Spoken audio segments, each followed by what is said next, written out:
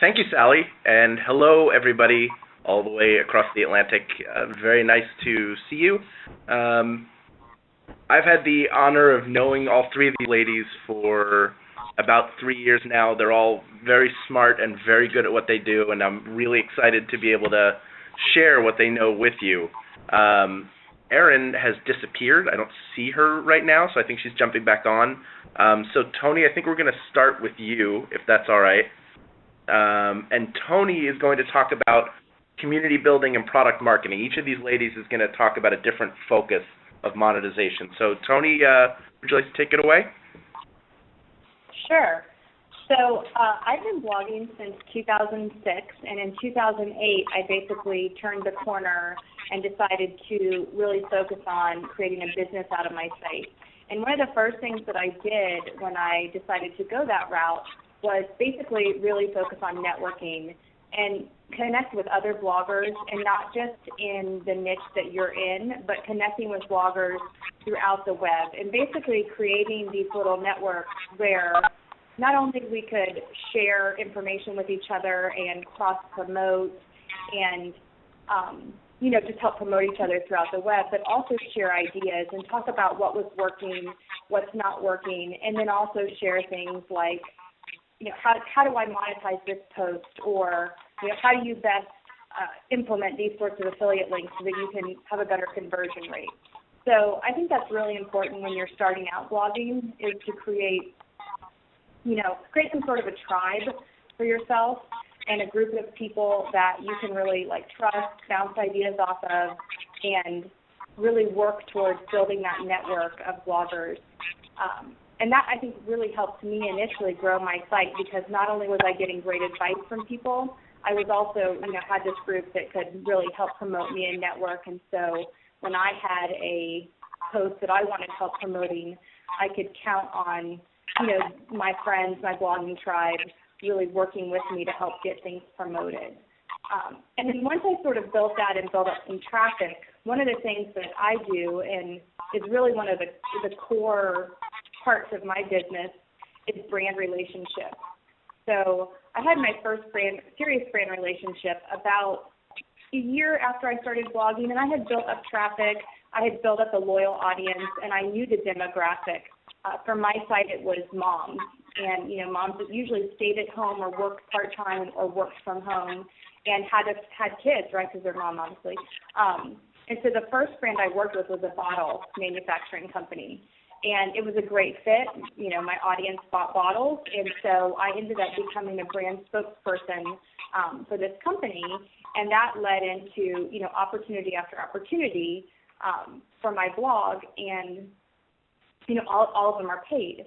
So, I think that working with brands is a great way to, one, make money from your site, and also grow your reach in your audience, because a lot of these brand opportunities involve doing TV, doing magazines, giving interviews.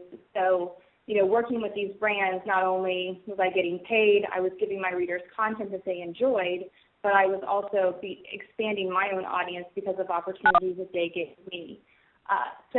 And working with brands is something that I think I get a lot of questions about, how do I start working with brands? What do I need to do? The first thing you need to do is build up an audience, because you want to be able to approach a brand and say, hey, here's what I can offer you. I have X amount of readers per month. I know from QuantCast that my readers are in this demographic. I know from previous posts that my readers love, such and such an item. Maybe it's detergent or a type of clothing or a baby product or a financial product. And so, you can go to these companies with a media kit and really sell yourself on, what you can offer this company. And the cool thing about working with brands is that as you build up your traffic and as you build up your following, it's really lucrative. So, you can start when you start off and you don't have a huge audience, you can't charge a whole lot. But, once you build up that audience and you have a loyal following that really would be a target for this brand, you can charge upwards between, $500 to $2,000 a post. And then you can also charge for doing brand ambassadorships, where you're doing interviews or you're basically being that brand representative and you can charge for that, and obviously you charge for your time. So you figure out what your time is worth, and then you charge accordingly. So for me, that has been one of the most lucrative things for my business, is creating those brand partnerships. And honestly, if you do a good job for them, they come back to you. And I've had companies that I've been working with for 3 and 4 years, and it just continues to help grow my business, as well as, creating a great income stream for me as well. Cal? All right, fantastic. Just a reminder to everybody, if you have questions as everybody's presenting, go ahead and drop them in that Q&A box, and I will be picking your questions out and posing it to the panelists. That was great, Tony. I have some questions actually from that, but before I get to my questions, I'm going to hand it over to Andrea, and Andrea is going to talk about affiliate marketing and conversion optimization. So go ahead, Andrea. Okay. Thanks, Hal. So I started my blog 6 years ago, actually this past month, and when I started my website, I had absolutely no idea that you could even make money. It was really just an outlet for me to be able to share with other people, how we've been able to save money in our family. And when I learned how to actually monetize through affiliate marketing, it was probably like a year and a half into it, and I wasn't as serious about it. And it was something that, I did because, hey, if I can make a few extra bucks on, a couple coupon prints or even Swagbucks. I think I was one of the first bloggers in the Swagbucks network. It was something that I know that my readers could relate to. It would resonate with them, and it would be something that they would literally want to use or want to try. It actually is something that would provide value for them. So with the affiliates that I promote, I'm pretty selective now. When I was first starting out, it was something where you just kind of have to test the waters and see what really works with your audience. So, I'm not going to promote, lose weight fast products, because that's not what my audience cares about. But my audience cares about saving money on maybe like a lose weight fast product. Then I would promote that product if they would want that, or that specific affiliate or whatever it was. So with the affiliate marketing side, I think it's a matter of finding what works for your audience, and it's a lot of testing out, even testing out the images that go along with the different offers. So maybe they like a lot of text imagery in the graphic that you have on your blog post. Maybe they just want something that's just a straight image, pictures, or whatever it might be. You have to literally test every single thing to see what is going to convert for you. And that kind of gets into the conversion optimization. So there's a couple components to that. So, Tony was mentioning some of the campaigns that she's done. I've done several campaigns too, and it's really important to understand what your click-through rate is and how well some of the offers are converting, because these brands, they do care about your page views, but I think what they care about more is that you can actually move somebody to do something that they want, basically.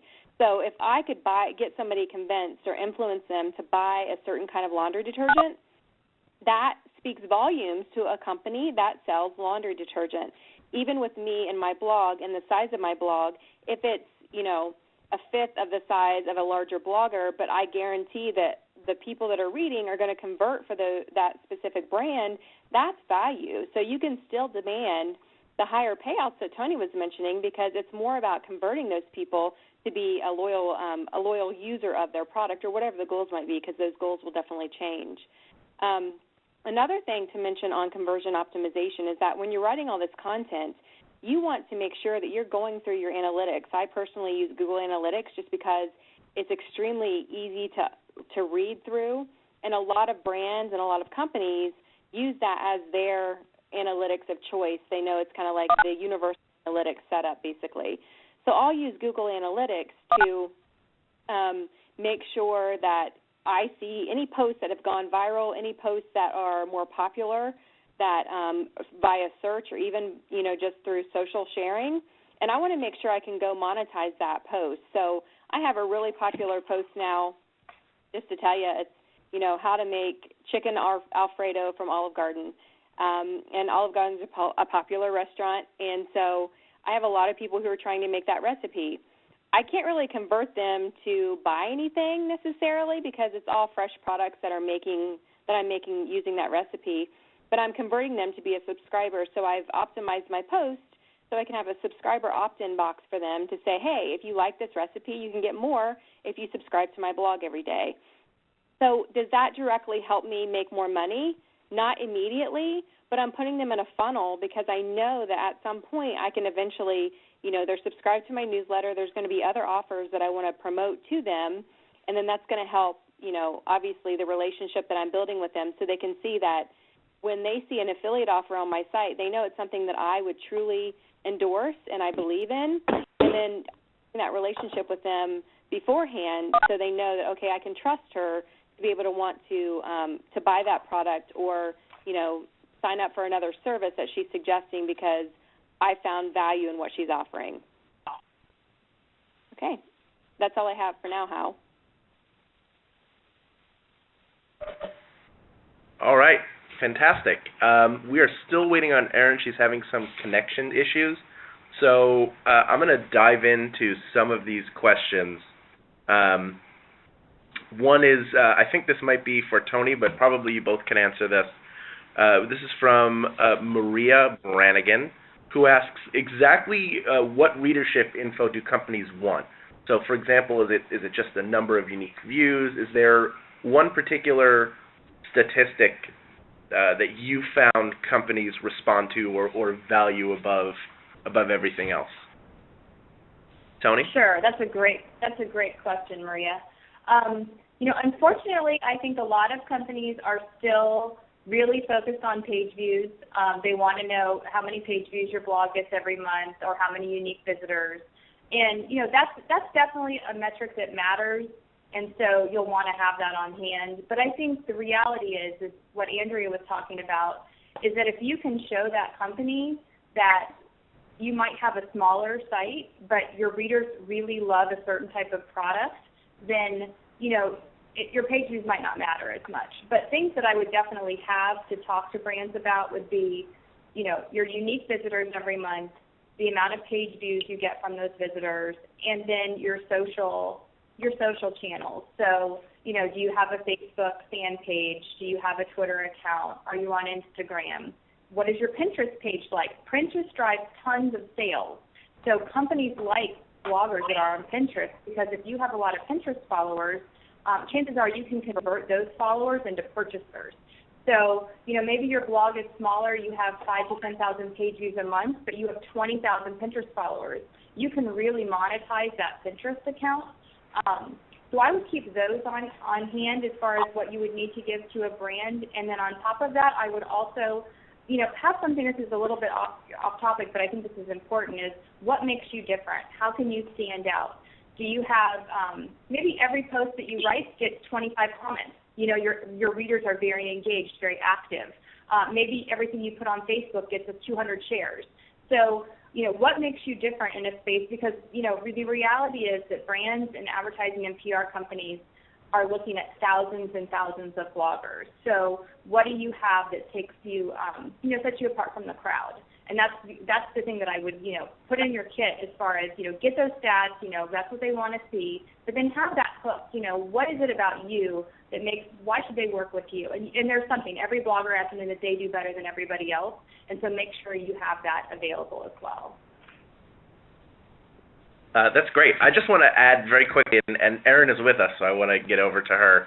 From the company side, I reach out and look at a lot of bloggers and email a lot of bloggers day over day and week over week. And while traffic numbers are important, ultimately, and the program I run is different because it's not money that we're paying out front, but I would rather have somebody who is passionate about what we do and feels that their community is passionate. I'd rather take a chance on that than someone who's got a gigantic community and seems uninterested. It's got there is something to it, and that X factor that Tony brings up is extremely important. But enough of me. Erin is here. Erin Chase is here, and she's going to talk to us for a few minutes about publishing and content marketing, and then we'll get back to your questions. Erin? Thank you for having us today. And publishing, so publishing on two levels, publishing one on, online publishing, as well as, don't forget about traditional publishing. Now, I don't entirely know and understand how it works, in the UK, but just know that once you get your writing out there and you get your following, if you have the desire and the passion to, do a book or publish a book, definitely look out for different ways to do that in the UK. So, but publishing online, I think that a couple of tips, find your voice and stick to your voice. If you're funny, be funny. If you're like Hal and hilarious and comedic, be hilarious and comedic. And then weave those funny undertones into more serious content if you have more serious content to come. But, to find that and to, be true to that and, speak to yourself, because when you're speaking, to yourself, you're also probably speaking and relating to a lot of other people with whatever it is that you're writing and blogging about. So just, get it out there, be yourself and be you. So then once you get your content out there, and I apologize if Andrea or Tony, I heard bits of what they were saying in my connection troubles, but content marketing is something that I specialize in, and there are so many different ways to market your content. And I'm talking about beyond social media marketing and using the social media platforms that are existing there. I think there are several other avenues that you can take, different ways that you can market your content outside of social media. One of them, if you're willing to pay a little bit, is a great service called Outbrain. And Outbrain is a resource that you can use to have your content spread into different parts of the web and find some readers and people who normally wouldn't have found you from other places on the internet. That's a great resource for content marketing. I think another one is working with networking and working with other bloggers who are writing about similar topics as you. And I think guest posting is something that certainly falls under content marketing. And working with them, exchanging content with each other, having a content plan, and we're gonna, maybe it's a circle of people almost, where you're sharing information from different bloggers who are in your circles and in your niche. I think that it's almost like the sky's the limit when it comes to content marketing, and ways you can do that without paying anything. And ways if you have a really great article, maybe it's an article that's gone viral and you want to encourage that virality, if you will, and to keep it going, you can, get it out there on some paid platforms. You can create ads for your content through, I believe it's OneSpot marketing. It's onespot.com. It'll create little banner graphics and ads for your content to help get it into other places on the internet that you couldn't get it just yourself. So I think those are a couple of tips that I have for content marketing, and I'll pass it back over to Hal. All right, fantastic. We have questions lining up, and keep them coming in, everybody. You can put them all. Somebody sent me one privately to answer, and you actually touched on this, Aaron, so I'll address this question very quickly and then get back to the bulk of the questions that are coming in. Chelsea Williams asked, is it important to brands that bloggers take part in their online blogging community? The answer to that is yes and no. If I'm contacting you as a publisher, I'm interested in working with you. However, I think it's good. I always like to see people that are active in the blogging community because it shows their level of interest in their craft and meeting other people and learning new things. I think that's really important. And also, to be honest, from a brand perspective, if I meet somebody who I enjoy working with and I know they're plugged into a community, then they become a connector for me, and they become someone who can introduce me to that community, and that's something that's very important to me, and I think to a lot of brands. Okay, so let me get back to some other questions here. We have, I hope I'm saying this name right, Vaughn McGinnis, who said, Tony has said size doesn't matter if you can show a brand that your readers will be interested in their product. How do you do this? It's a good question. Tony? Okay, so ways to show a brand that your readers like their product. One of the things is, have you written about the product or a similar product in the past? So one of the ambassadorships that I had last year was for OxyClean. I don't know if you guys have that over in Europe, but it's like a stain lifter. And I wrote about it a lot because I have a lot of kids and they get real dirty, and so I just wrote about it organically on my blog, and these posts were very popular. And that they had a lot of comments, and I could show that the posts themselves got a lot of traffic and that they were shared frequently on social media.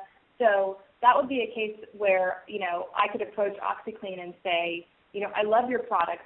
As Hal said, I'm passionate about this. I mean, as much as you can be passionate about detergent.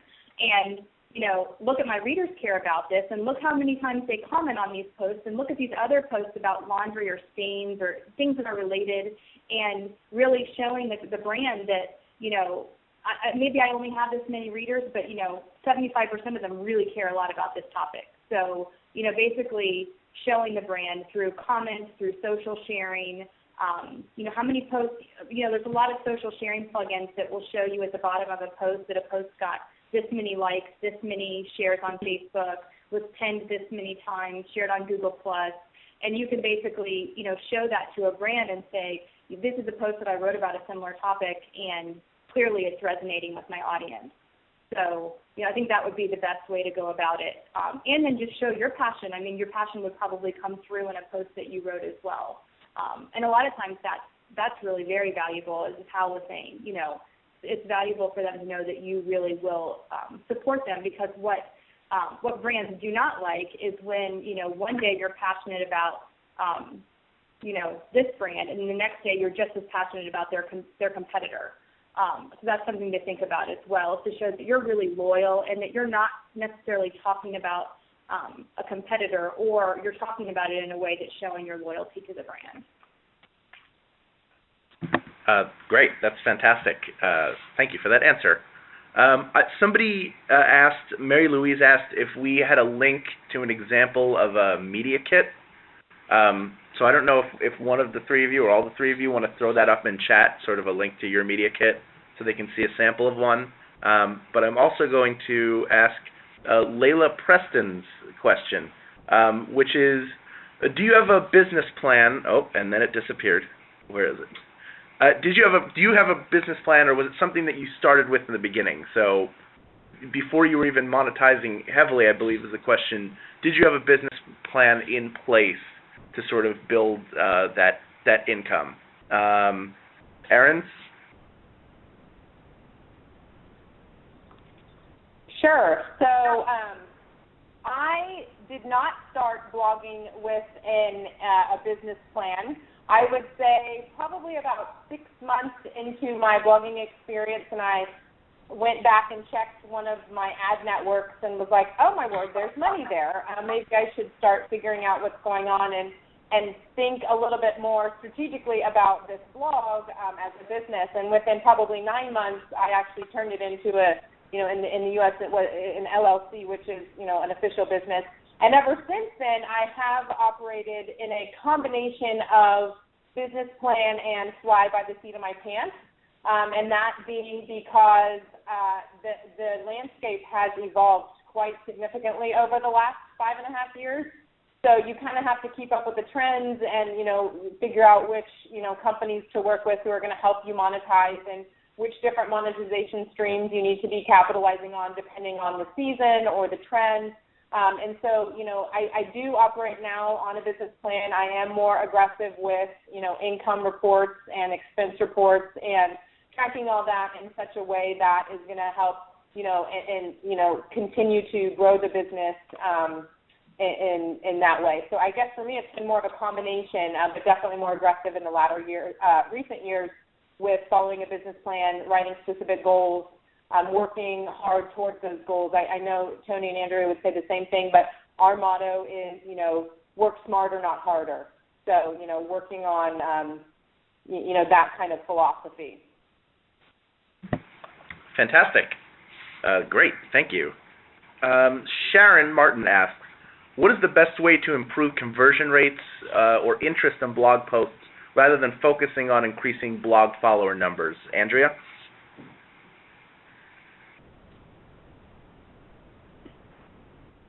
Sorry, can you repeat that question, Hal? Sure. Yes, I kind of burrowed through that quickly. let me see if I can say it faster. All right, what is the best way to improve conversion rates or interest on blog posts rather than focusing on increasing follower numbers? So, say you're instead of focusing on audience growth, you want to convert your existing readers better. What are some tips or the best ways to go about that? So I think it's a matter of having compelling copy. I think, look at what Facebook has done yesterday with all of the stories that they've created. Everybody on my Facebook timeline right now is sharing their stories from that video. It's completely genius. And the same thing is going to happen for you when you have your readers read something that you've written that is so compelling that they just have to buy it. Or, sharing a personal story of your own, like Tony mentioned with the stain remover. She's saying that this works amazing. I'm using it for all of my kids' clothing, and I have 7 kids. It's getting all of their stains out. This is definitely a stain remover that I can stand behind. That is compelling. That's a story that people can follow. So I think you can convert people quite easily when you share something personal. If you're throwing something up there saying, this is something that I've tried, it's all right, you might want to try it. Nobody's going to click through to that. That's not compelling copy for anybody to, say, I have to get that right now. So I think it's all about the story and how you're presenting the information to really convert the people that are following you to say, yes, I really need to get this. I stand behind her recommendation, and this is something I'm going to do today. That's great. I want to add, I've read a lot of blogs in the past year, and the posts that have worked the best for me that are affiliate posts that I've seen, I didn't even know they were affiliate posts until the end because they had that personal angle that Angie was talking about. And there's always disclosure, so I wasn't fooled into it, but those stories really pull you in and create a lot of engagement. I know for me as a reader, and everybody has their own personal story to tell that's going to strike a chord with people. So thank you for that, Andrea. Up next, we have Lucy Aston, who asks, what social network is the best to spread the word about your blog? I don't know, do any of the three of you want to tackle this? I know it's probably not the most simple question because it either is changing or is different for everybody, but maybe each of you want to talk about sort of how you seed your content. We'll start with Tony. Sure. Can I just go back to the last question really quick, Hal? Go for it. I was waving. I was giving the hand signals. Just one more thing about improving your conversion, and Andrea has actually taught me so much on this, is don't be afraid to test. Don't be afraid to take a post and have the call to action be a text link and then change the post and have it be a image link. And things like that. So don't be afraid to rework content on your site to see if maybe you can improve that. I just wanted to add that in there. Because it's your site, and that's the really cool thing about being a web entrepreneur is you can pretty much do whatever you want. You don't have to run it by a boss. So don't be afraid to take risks and try new things on your site and test a lot of stuff. So anyway, sorry. So social content. It really, I would say that the best advice that I've ever heard is don't put all your eggs in one social network basket.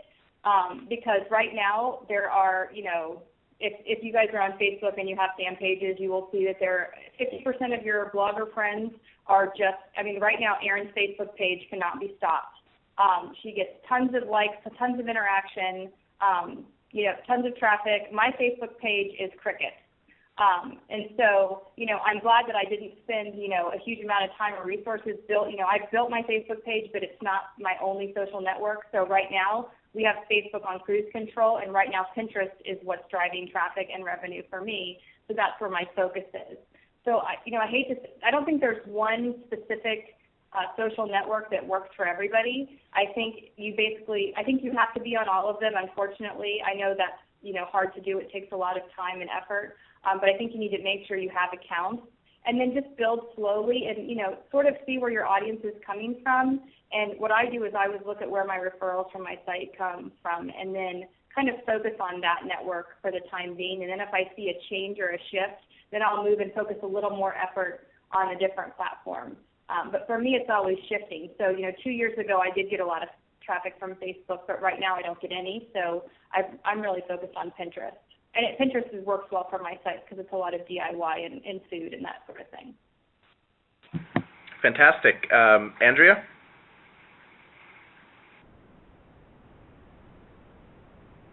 I need to be better about unmuting myself. Sorry. Let your voice be heard. Yes, that's right. So Facebook, exactly what Tony said. It's kind of crickets, and so I auto-post there. If you're not using an auto-post tool like Hootsuite or even RSS Graffiti, and you really want to save time, then you could try that. I'm just not getting any kind of engagement on Facebook, and I've decided for my business I'm not going to spend any time or money to even try to draw up engagement because it's not worth it. So I actually totally agree with Pinterest. That's where a lot of my focus is, and Google+. So I would say that you want to, as fast as you can, build your Google+ following either on your personal profile or a brand profile because that helps with search. And so absolutely I want to socialize and be out there on Twitter, Facebook, and Pinterest, but I know myself that I'm getting the return on my time investment when I build up my Google+ circles and I spread my content there because people are more likely to find my content when they search if I'm in their circle.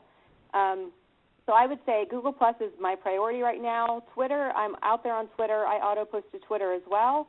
I'm more social on Twitter with people that I'm following and people that I connect with.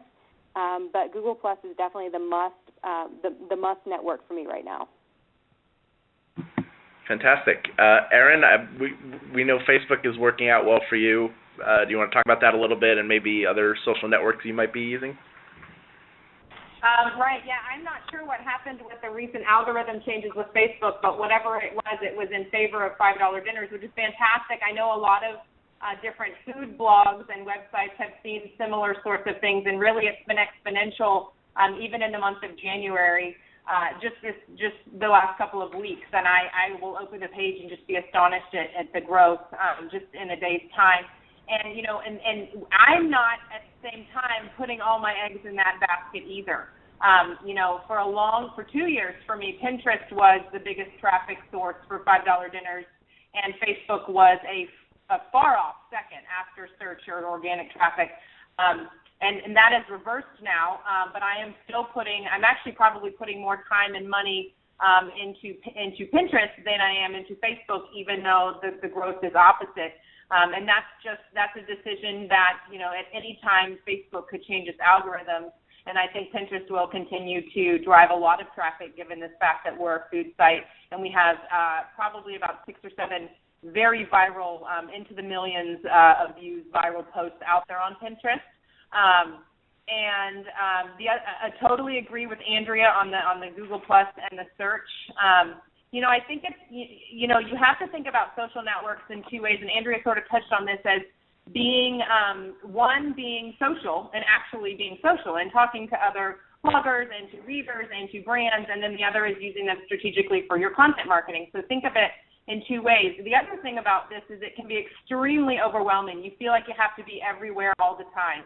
Andrea touched, and I think Tony talked about auto-posting. Set up Twitter feeds, set up IFTTT, which is if then that. Set up some recipes through there. So that does some of the work for you. You can still be getting your content out there, and that frees up your time for actually socializing and engaging on your Facebook page, or, getting into a fun Twitter conversation, or having time and mental and brain space for Twitter parties and that kind of thing. So that would be my advice for automating what you think should be automating, and then actually being social for what you think you should be being social for. Great. Thank you. I actually have a follow-up to this. This is for Andrea, so I'm giving you time to unmute. Natalie, who she runs One Busy Work at Home Mom. That's a cool name. This is a question for you, Andrea. What is the best way to quickly build a Google Plus circle? Is there something you found that works well for you? So there's actually something that is out there called Google Plus Circle Parties. It sounds kind of freaky a little bit, but it's actually a great way to connect with other people that want to grow their Google Plus circles really quickly. Here in the States, we actually have a private Facebook group that several bloggers, I think there's about 300 bloggers in there now, where we all go plus each other's personal pages and business pages, and we'll also plus a post that we drop in each day. So that's been another great way that I've been able to grow my circles and actually find new people to follow.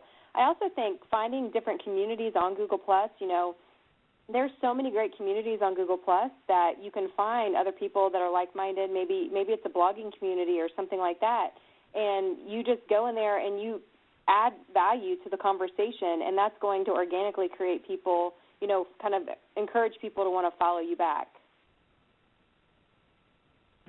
Fantastic. Thank you. That was great. All right, we have the questions are pouring in. The next one is from Victoria Welton, who asks, how valuable is advertising on your blog, and do you feel it annoys people?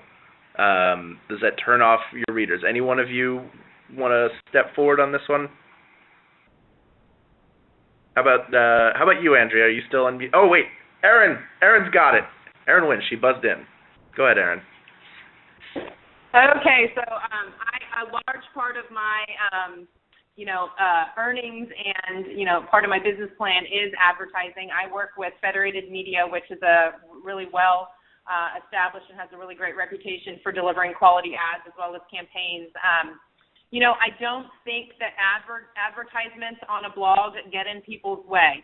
If you look on any other website on the internet, minus a brand new blog that somebody just set up last week, it's going to have ads on it.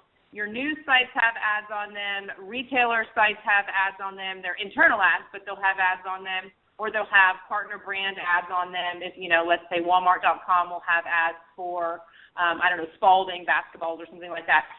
They're everywhere. People, in some ways it makes them ineffective because they're everywhere, but they're still there, and people sometimes notice them and sometimes don't.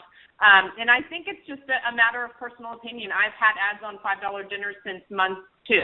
And it's never been an issue for me. I've never heard anybody email or comment or say, you have too many ads on your site. I do think that there can be too many, and you have to figure out the right balance depending on your design and your business plan and your income goals and, what types of sizes and above the fold and location, and all of that can be tested. And I would also recommend looking at a heat map to see where people are looking on your website to help you determine ad placements that will then, hopefully increase conversion and click-throughs that would obviously mean more revenue for you. Excellent. Thank you. Okay, this next one is from Julie Rue. Julie Rue writes, guest posting is now apparently looked down on and might affect your page rank. What are the panel's views on this? Erin, Andrea, go for it. So I think that's really interesting that's come out recently, but it has nothing to do with legit guest post opportunities. That's more of like the link farm building that happened probably up until Panda came through. So guest posting with legitimate, good quality content is still completely okay in Google's eyes. It's the stuff that you're trying to post on my site just to get a link back to your site to try to grow your page rank or whatever. That's the stuff that Google is frowning upon. So I still personally will take guest posts from people that I know as long as it's good quality, unique content.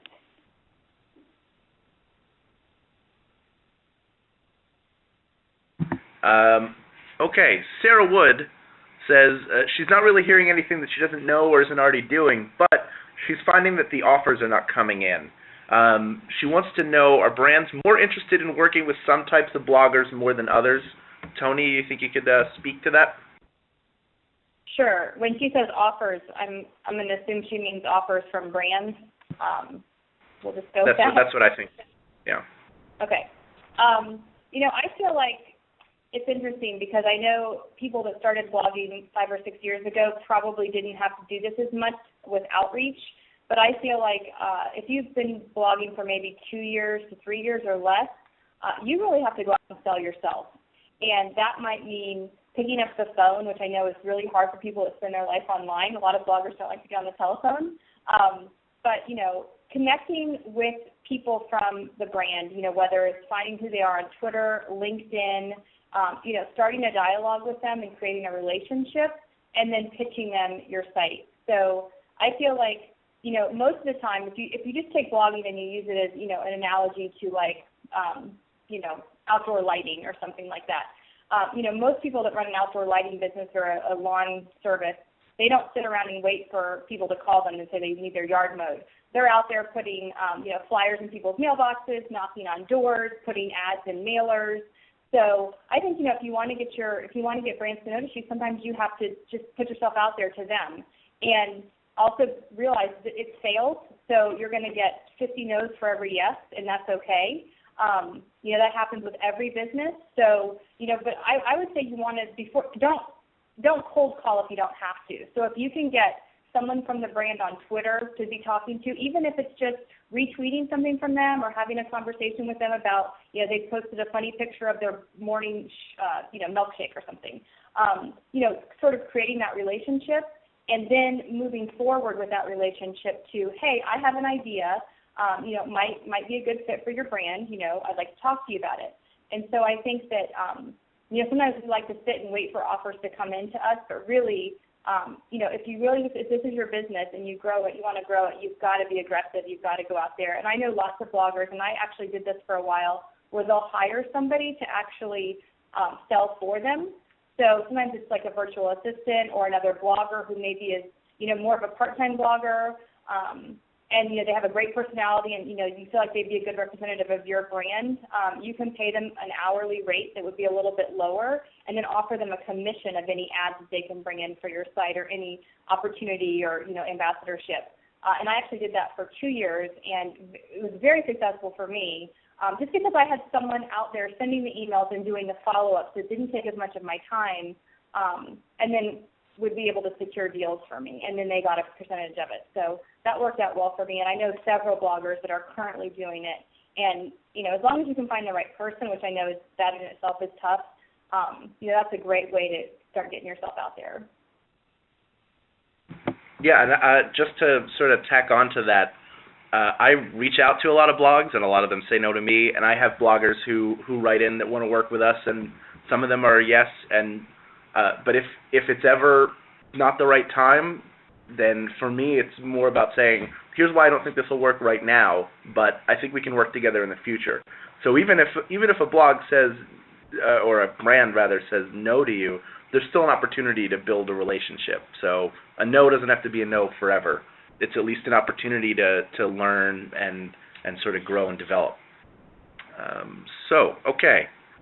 Helen Newberry says, I feel uncomfortable monetizing my current blog, and I'm setting up a new blog so that I can do reviews and so forth. Any tips before I launch a new site? Who wants to jump in on this? Erin? Sure thing. So a couple of tips. You got to know when you're setting out with the intention of monetizing a website, you got to know that you're in it for the long haul. It's not something that you can do quickly, unless, of course, it just really virally takes off, which can happen and does happen. I've seen it happen to a couple of very, very specific niche sites over the last couple of years. But I think it kind of goes back to the business plan concept, where if you know you're setting out to do that and you have very specific plans and weekly goals and monthly goals and maybe even daily goals for how you're going to do that, what's your content going to be, what are your revenue streams going to be, really laying it out there so that you can have success from the beginning, as you, at the same time, create quality content, optimize your site for search, as well as, doing community building and readership building kind of all at the same time. You kind of have to have multiple things, flowing in a certain direction to be successful out of the gate with, when you're setting out to monetize a blog. And the other thing is I hope you're really passionate about it, because when you are in it for the long haul, you have to love what you're writing about and what you're talking about. Great. Thank you. Victoria Welton asks, what do you feel is the most lucrative way to monetize your blog? Andrea, do you want to you want to jump in with an opinion on this? I know that it's another question where there's no single correct answer, but... Right, there definitely isn't one answer, but I would say that something that is kind of at anyone's disposal is probably advertising through Google AdSense. Google AdSense, the CPMs, the cost per 1,000 impressions is basically what that is, be very lucrative. So even if you can't get into one of the big networks like Erin mentioned that she's a part of, you can advertise with Google AdSense. Now, the problem with that is that when you first start out blogging, you don't have a lot of people visiting your site. Unless, it becomes viral and something happens, it's not going to happen. And even if it does, AdSense does take some time to kind of ramp up. And even for me, it was like 1.5 to 2 years until I really saw the true potential in it. So I think AdSense advertising is a really great way to start, just to give it some time and be patient. And then another one is, of course, the affiliate revenue. So my revenue split is literally like 50% affiliate, 50% advertising. It's like straight down the middle. It's so crazy how that is. So even if these brands are not wanting to work with you yet, you can find products that you're passionate about that might actually help you work with those brands eventually. If you're doing a review or something like that, use an Amazon affiliate link to whatever the product is on Amazon. I think the commission goes up to 8.5% if you max out with the number of items that are sold. So that can be another great way to not only talk about something that you're passionate about to hopefully get the eyes of a brand that you want to work with eventually one day, but you can also make money in it by having some of those affiliate links. And then, Tony can talk more about the sponsored content because she does that a lot more. Her and Erin do that a lot more than I do. Great. So, Tony, I actually have a question for you specifically. What is the best WordPress sharing plugin? Oh, I don't know. I have a tech guy. I'd have to look at my site to see what I use. I use whatever Erin has on hers, so if she knows, she can probably tell. But she might not know either because we have the same tech guy. But that brings up a good point, and Erin, I will throw it over to you in a second, is getting help for stuff like that is important in developing your monetization, I would imagine, because you only have so many hours in the day, especially when you're also running a household and dealing with family stuff. So, Erin, do you know what the plugin is, or if not, any good tips on finding someone who can help you sort of get your blog up and running in that way on the back end? Sure. So I believe that it's called Share This. I will look it up and double check, but I'm pretty sure that that's the name of the plugin. As far as tech help, I would highly recommend bringing someone in on board as early as you can, even if you're willing to invest a little bit into, paying someone on maybe a retainer level where they'll help you 2 hours a month or even 4 hours a month, whatever you think you need. I would blow up my website if I tried to touch the CSS or anything like that. Literally, it would explode. I choose not to do anything. I could learn it, and I know a little bit about, I can code some things, but I literally am afraid to go and touch it, so I need his help and his support. So I have a tech guy who's on retainer. I'm happy to share his information. I know soon he'll be taking on more clients. I think that, it goes down to, and this is just in general, and beyond just tech, it goes to graphic design and all that as well, is whatever is not your forte, as soon as you are able and or willing to outsource that, to outsource it. If buttons are not your thing and you want a fancy, cool, like salesy sort of graphic or button, have somebody make that for you. If you just want a little call to action button, you can use buttonoptimizer.com is something that I recently discovered. It's a very easy and user-friendly way to create little buttons that say, maybe it's for an offer, get this offer now or whatever, and you can customize them very, very quickly and easily and just save the button and add it to your post or your site. So I think it's a matter of finding the resources that can make you successful and, like the button optimizer thing, or figuring out the best way to outsource what is not your forte and what you don't want to waste time on. I would waste a lot of time trying to code things or figuring out even how to get into the FTP panel. I think that's what it's called. So I think that, the bottom line is, what you aren't good at, finding someone, maybe it's trading services as well if you're not willing to invest money, is find somebody who is a great designer and maybe you can code something and you work together to, create a cool product that you can both use. So don't forget about the networking and the trading options as well. Okay, great. Thank you. Tony, this one is for you. It's actually two questions. I'm going to roll them together. Excuse me. Maria Brannigan asks, what department within a company do you approach to discuss them sponsoring a post, etc.? And then Vaughn McGinnis asks, when you say not to be afraid to rework content, do you mean in changing pages and displays or actually rewriting old blog posts? Okay. As far as reaching out to a brand, chances are you'll probably go further being able to contact the brand's PR company. Those are the people that usually contact you. Unfortunately, PR is not where the money is. It's the advertising wing of a company who actually really pays a lot of money. So if you can get somebody in advertising, that would be my first recommendation. And honestly, I'm assuming LinkedIn is global. So LinkedIn is actually a great place to figure out who works where, because most people, especially in the digital world, are on LinkedIn. So LinkedIn would be the first place I would look for a contact, and then I would probably go to Twitter after that, because Twitter's pretty easy, and a lot of these people in the digital space have, the digital marketing department will be on Twitter. So I would try LinkedIn first and then go to Twitter. And really, if you can get an advertising person, that's your best bet. But chances are you might get PR. But PR pays, and, if you build a relationship, a lot of times you can start with PR company and then you end up working directly with the company or on a campaign that they've secured that does pay a little better.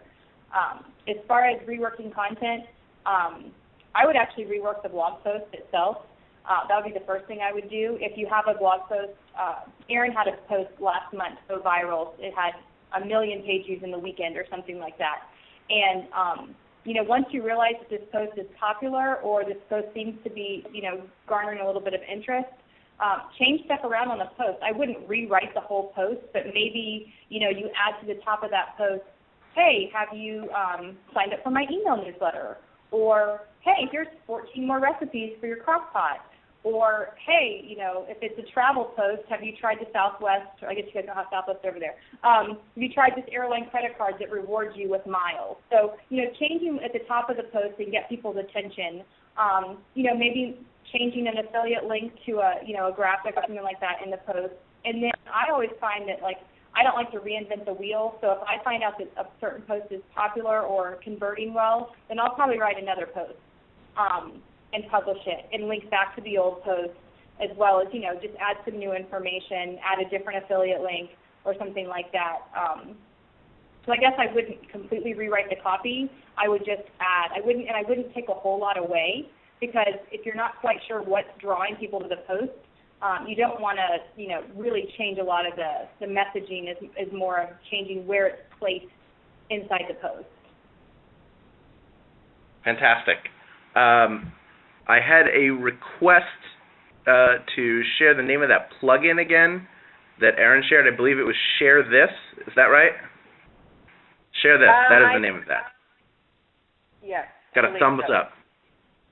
Okay, we are running low on time. There are a couple more questions. I think this is a really good one, which is, do you find it hard to switch off? And that's from Emily Higgins from twinmummyanddaddy.com. Any of you want to jump in on this first? I know you all have sizable families that you spend a lot of time with, which is fantastic. Andrea? Yeah, so I actually worked in an environment. Before I started my blog, I resigned, was home for like a year and a half. And one of the things that I had a really hard time with is shutting it off completely. And it wasn't until probably 2.5 years ago that I knew that it was not healthy for me or my family that I literally started making work hours. The beauty in blogging is that you can work whenever you want. And so I actually do typically work like a 9-to-5 job, though, with my specific work hours. I get my kids on the bus, take a lunch break upstairs, and then, when my oldest son gets home from school, I'm done for the day because I need to make sure I can commit to them. And that actually works good because, I'm running into so many things at night to try to get stuff done. If I need to hop on back at night, I can do that. Aaron and Tony have completely different schedules, too, because of their family. So, I don't know if they want to talk about that, but that's how I have found to be able to have balance and not go insane. Sure. That's awesome. Aaron, do you want to weigh in on this? Sure. I work, it is hard to shut off. It is a challenge sometimes on a daily basis. Some weeks are awesome. I'm in the middle of one of those awesome weeks. My husband will come home, "How was your day?" I'm like, "It was balanced. It was lovely. I got to spend time with my 2 kids who were home. I worked until noon while the nanny was here, and then I completely shut it off all the way through homework time when my older kids got home from school." So, it really depends. I think you have to decide what does your work schedule look like. For me, that's 3 mornings a week solid, and then it's a lot of running off my phone the other times, and it's in the evening, certain nights of the week, not every night. Usually Monday and Tuesday evenings I will work. So for me, my week is very front-loaded, heavy. Monday and Tuesday I work quite a bit, and I try to take off Wednesdays and parts of Friday, and that just to, for my own sanity, as Andrea alluded to. And when I look back, I don't want my kids to think, "Oh my gosh, she was always in front of the computer or always on the phone." And my team knows, don't call me or text or say there's something urgent between the hours of, my time 2 and 4 or 4:30. I can't help you during that time. Okay. It's great. Tony. I think what's really important is to take one solid day off from the internet a week if you can. I know that's really hard because most of us have phones with internet access, but I think some people forget that a lot of times you're a better writer and a better content creator when you have a life outside of the internet. I often find it funny that people that write about life experience that I never see offline. And to me, if you can take a day off, especially just a full disconnected day, you have so much to experience that day, and I think office hours, you have to have office hours too, but you become a better writer, you're more inspired, you're more creative, because honestly, sitting in front of the computer, no matter what you're reading, I don't care how inspiring it is, it will dull your creativity. You have to actually go out and live, and no matter what you're writing about, unless I guess you're a coding blogger, then it probably wouldn't help you, but other than that, I say try to take at least one day off a week where you don't even check email, and then, definitely set up office hours. And that's the cool thing Andrea was saying, office hours, you could have an office hour be 9 p.m. to midnight. That could be your office hours, and that's your time to work. But set boundaries with that. And, I know for a while Erin took email notifications off her phone because she was starting to check it so much, and she wasn't able to even disconnect during her disconnect time. So if it's something where you have to take the Facebook app off your phone or you have to take email off your phone to sort of create that balance, then I highly recommend it. And you know what? Everyone thinks if you miss a little bit on the internet, you're going to miss the next big thing, and you're not, because the next big thing is going to come along. So it's okay to disconnect, and if you miss something, there's going to be another opportunity in 24 hours. So that's how it works. Thank you.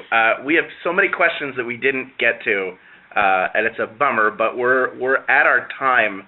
I want to thank Tony from The Happy Housewife, Andrea from Savings Lifestyle, and Aaron from $5 Dinners. Thank you guys for joining us. This has been fantastic. And somebody asked for a link to go get their heat map, so I assume we can share that later on. But thank you again. Sally, take it away.